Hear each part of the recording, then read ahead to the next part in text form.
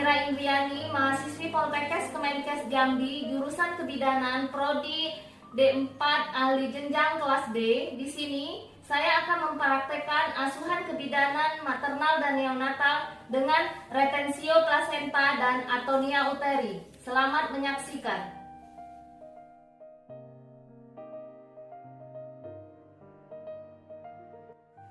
Sebelum kita melakukan plasenta manual, kita pastikan dulu bahwa infus sudah terpasang dengan larutan RL 500 ml yang kita masukkan sedativa atau kalium 10 mg.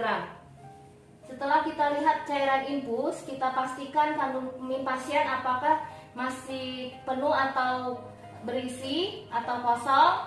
Jika kandung kemih pasien penuh, maka kita lakukan kateterisasi. Kita ambil kateter, lalu kita buka vulva, kita lakukan kateter, tarik nafas sedikit ya Bu. Kemudian kita keluarkan jika kandung kemih sudah kosong. Letakkan kateter di bengkok, kemudian kita buang air urin, lalu kateter kita rendam di larutan klorin 0,5% dalam 10 menit. Setelah kita melakukan pengosongan kandung kemih, lalu kita jepit tali pusat 5-10 cm dari vulva.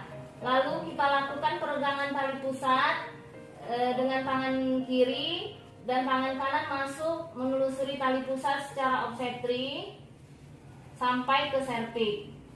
Lalu kita minta asisten untuk membantu melakukan peregangan tali pusat. Asisten, tolong bantu saya ya. Setelah itu kita pindahkan tangan kiri kita di pundus uteri, lalu tangan kanan masuk sampai ke kavum uteri sampai kita menemukan tempat implantasi plasenta. Setelah kita temukan tempat implantasi plasenta, lalu kita sisipkan jari kita ke tempat atau tepi plasenta, yaitu di antara plasenta dan dinding uterus. Setelah kita sisipkan jari kita di antara plasenta dan dinding uterus, lalu kita lakukan pergerakan ke kiri dan kanan sampai seluruh plasenta terlepas. Kemudian gunakan tangan luar atau minta asisten untuk menarik tali pusat untuk mengeluarkan plasenta, dan sementara tangan dalam masih berada di kavum uteri. Dan kita lakukan pemeriksaan untuk memastikan masih atau tidak adanya sisa plasenta. Setelah kita memastikan tidak adanya sisa-sisa plasenta, lalu kita melakukan pengeluaran plasenta. Jika pembukaan serviks tidak memungkinkan, kita mengeluarkan plasenta dengan tangan kanan memegang pangkal tali pusat, lalu mengeluarkannya sampai ke vulva. Tangan kiri kita menyangga sambil tangan kanan melakukan putaran searah jarum jam.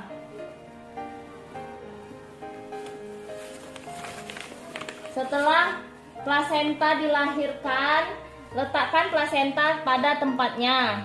Sambil kita memeriksa kelengkapan plasenta, kita lihat jumlah kotiledon, terus kita periksa bagian fetal utuh atau tidak, selaputnya utuh atau tidak, dan tali pusatnya utuh atau tidak. Setelah kita memeriksa kelengkapan plasenta, lalu kita memeriksa kontraksi dari uterus. Apakah kontraksi baik? Sambil kita melakukan massase selama 5 menit. Jika kontraksi tidak baik, maka terjadi atonia uteri. Jadi kita lakukan penata laksanaan pada atonia uteri dengan KBI.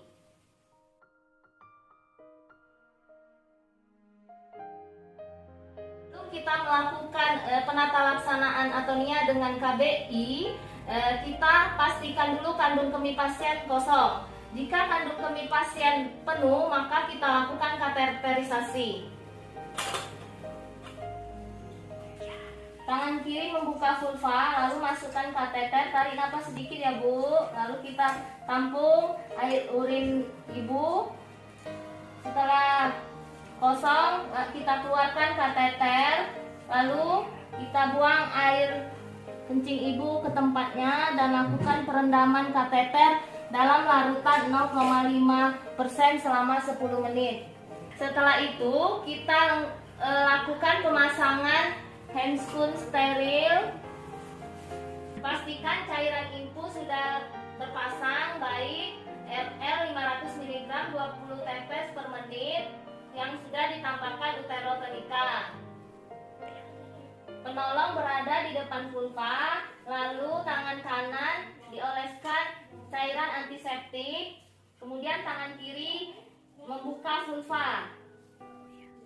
Lalu masukkan tangan kanan secara obstetri sampai ke porsio sambil menggepal, lalu diletakkan di atas fornix anterior. Tangan kiri berada di belakang korpus uteri.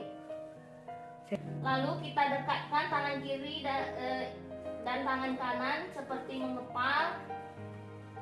Kita lakukan tindakan KBI ini selama 5 menit sambil kita pantau kontraksi uterus apakah sudah membaik atau masih lembek. Jika kontraksi uterus baik, kita pertahankan keadaan ini, kita tambah 2 menit lagi. Ketika kita pantau kontraksi, kontraksi masih tidak baik dan pendarahan masih ada, maka kita lanjutkan dengan KBE. Kita keluarkan tangan kanan kita secara obstetri. Lalu kita mencuci tangan dalam larutan klorin dan melepaskan sarung tangan secara terbalik.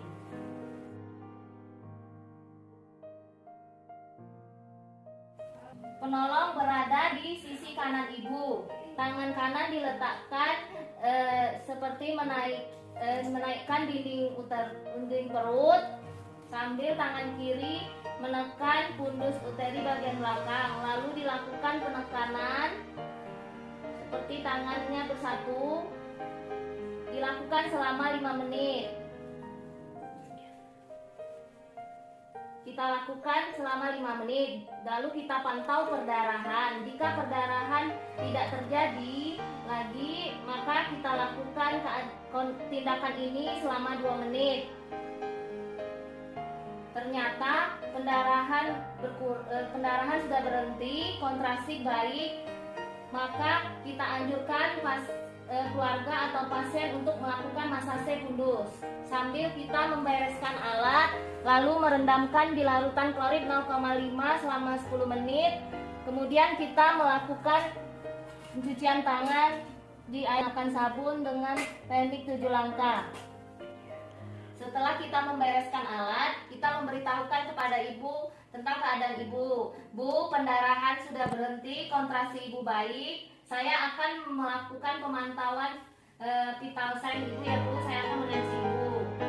Tensi Ibu normal, semuanya membaik. Kita lakukan pendokumentasian. Demikianlah video ini saya buat, semoga dapat bermanfaat untuk kita semua. Lebih dan kurangnya saya mohon maaf. Wabillahi taufiq wal hidayah. Wassalamualaikum warahmatullahi wabarakatuh.